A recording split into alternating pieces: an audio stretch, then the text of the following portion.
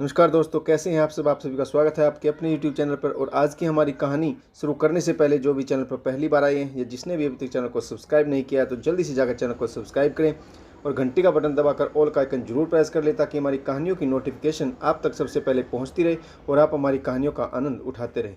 दोस्तों, अगर आपको हमारी कहानियाँ अच्छी लगती हैं, लाइक शेयर और कमेंट्स करना ना भूलें ताकि हमारा भी हौसला बढ़ता रहे और हम आपके लिए नई नई कहानियाँ लेकर आते रहें। तो चलिए शुरू करते हैं आज की एक और बेहतरीन कहानी। सुधा जी एक स्कूल में शिक्षिका थी और जीवन के 60 बसंत पार कर चुकी थी। अगले महीने स्कूल से रिटायरमेंट होने वाली थी। सुधा जी के 2 बेटे और एक बेटी थी। तीनों बच्चों की शादी हो चुकी थी। सुधा जी के पति राकेश जी भी बिजली विभाग में नौकरी करते थे। वे 5 साल पहले ही रिटायर हो चुके थे और अपने रिटायरमेंट के पैसे से अपने दोनों बेटों के लिए एक एक फ्लैट खरीद कर दे दिया था, लेकिन अपने आप अभी भी किराए के मकान में रहते थे।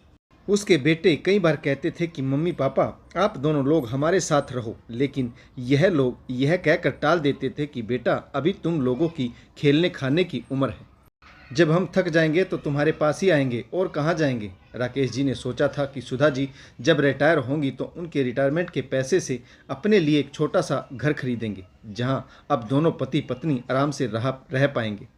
राकेश जी अपने बेटों पर बोझ नहीं बनना चाहते थे। एक दिन राकेश जी और सुधा जी चाय पी रहे थे तो आपस में ही बातें करते हुए राकेश जी ने कहा, सुधा जी रिटायरमेंट के पैसे मिलने वाले हैं, तुमने सोचा उसका क्या करेंगे। मैं चाहता हूं कि अपने लिए एक छोटा सा आशियाना खरीदें जहां हम पति पत्नी आराम से रह सकें। सुधा जी ने कहा, आपने सही कहा, आशियाना तो खरीदेंगे लेकिन अपने लिए नहीं बल्कि बेटी के लिए। राकेश जी ने अपनी पत्नी सुधा से कहा, कैसी बात कर रही हो सुधा, अब बेटी के लिए घर खरीदने का क्या मतलब है। हमने तो बेटी का ऑलरेडी एक अच्छे घर में ब्याह किया हुआ है। दामाद जी भी PWD में इंजीनियर है। पैसे की कमी है क्या हमारी बेटी और दामाद के पास जो हम उनके लिए घर खरीद कर देंगे। वो तो स्वयं एक बड़ी हवेली जैसे घर में रहते हैं।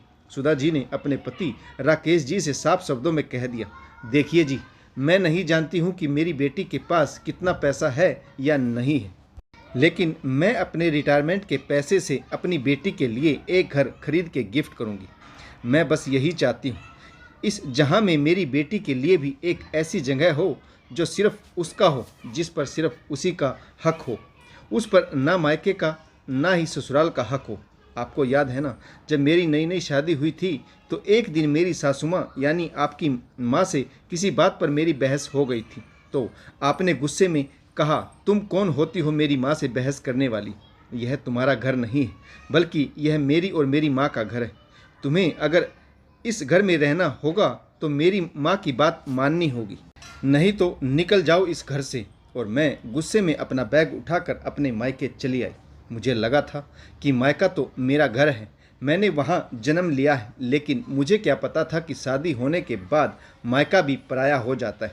जब मैं अपने मायके पहुँची तो मेरी माँ, पिताजी, भैया, भाभी सब ने मुझे यही समझाया कि बेटी तुम्हें गुस्सा करके यहाँ नहीं आना चाहिए था।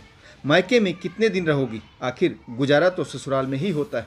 उसके पति का घर ही एक स्त्री का अपना घर होता है। शादी होने के बाद बेटियां मायके में मेहमान हो जाती, लेकिन मैंने भी ठान लिया था कि मैं वापस अपने ससुराल नहीं जाऊंगी। लेकिन तुम अगले दिन ही मुझे लेने के लिए मेरे मायके आ गए थे और मैं तुम्हारे साथ फिर से दोबारा अपने ससुराल चली आई। लेकिन आने के बाद उसी दिन मैंने ठान लिया था कि मैं स्वयं भी जॉब करूंगी और जॉब करके जो भी पैसा इकट्ठा करूंगी उससे अगर मेरी बेटी होगी तो मैं अपनी बेटी के लिए एक घर तो अवश्य खरीदूंगी। मैं अपनी बेटी की अपने जैसी हालत नहीं होने दूंगी जिसका ना मायका अपना है और ना ससुराल अपना।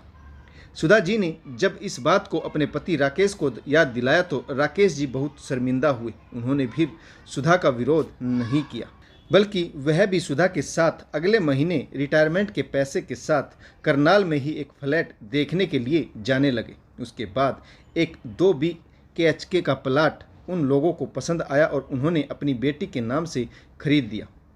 जब उनकी बेटी संजना को यह बात पता चली कि उसकी माँ पिताजी उसके लिए एक घर खरीद रहे हैं तो उसने मना किया और कहा, माँ आप जैसा सोच रही हो ऐसा कुछ नहीं है। तुम्हारे दामाद मुझे बहुत प्यार करते हैं। मुझे कभी भी एहसास नहीं हुआ कि यह ससुराल मेरा घर नहीं। मेरी सास और ससुर भी बिल्कुल आप ही लोगों के जितना प्यार करते हैं, लेकिन सुधा जी और राकेश जी नहीं माने तो बेटी ने कहा, ठीक है मम्मी पापा, आप मेरे लिए घर तो खरीद लेना, लेकिन एक शर्त पर। जब तक आप दोनों जीवित रहोगे उसी फ्लैट में रहोगे, उसके बाद यह मेरा होगा। सुधा जी और राकेश जी अपनी बेटी की शर्त को स्वीकार कर लिया और उन्होंने अपनी बेटी के नाम से एक फ्लैट खरीद लिया और उसके बाद किराए के घर को छोड़कर उसी घर में जाकर रहने लगे। दोस्तों, यह आजकल की आम समस्या हो गई है कि जब भी ससुराल में बहू के साथ कोई मनमुटाव हो जाता है तो सीधे कहा जाता है, यह तुम्हारा घर नहीं, जबकि यह सच्चाई है। शादी के बाद एक लड़की का उस घर पर उतना ही हक हो जाता है जितना कि उस लड़के का, लेकिन हमारा समाज इसे मानने को तैयार नहीं। इससे बेहतर यही है कि हम जो अपनी बेटी को दान दहेज देते हैं, अगर हम सक्षम हैं तो अपनी बेटी के लिए भी एक कम से कम एक घर गिफ्ट जरूर करें। तो दोस्तों, आपको कहानी कैसी लगी कमेंट्स करके जरूर बताइएगा। आशा करता हूँ कहानी जरूर पसंद आई होगी। तो कहानी पढ़ने के लिए आप सभी का बहुत बहुत धन्यवाद। जय हिंद, वंदे मातरम, भारत माता की जय, जय जवान और जय किसान। दोस्तों, अगर आपको कहानी पसंद आए तो अपने दोस्तों को शेयर जरूर कीजिए।